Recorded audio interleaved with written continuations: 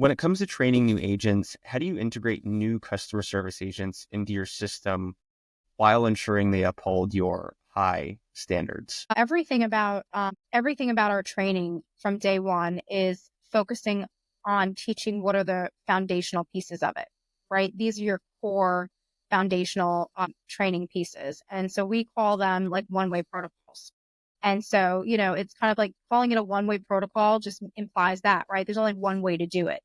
And so there's only one way to say it, or there's only one way to do a movement, or there's only one way to write a particular, kind of formatted text. And so we focus a lot on that foundation, the call scenarios, the CRM softwares, the call control technique.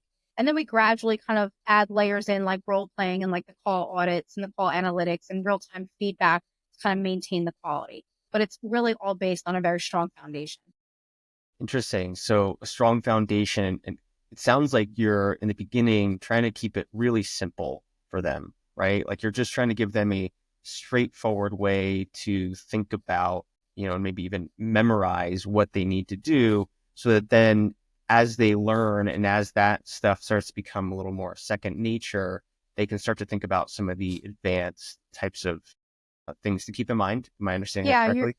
You're right. It's exactly that. You're kind of trying to create these rote behaviors and these rote movements because there's a lot going on phone call. You're having to kind of, pay attention to what the call scenario is. And so you're kind of going through your Rolodex of what we've taught all the call scenarios are going to be to kind of pull out the right response, the right answer. Again, there's core foundational things in the movements that we do in the software so that as you're speaking to somebody, you're able to kind of, think about what your next click is. And you can't do that necessarily, trying to do it all at once.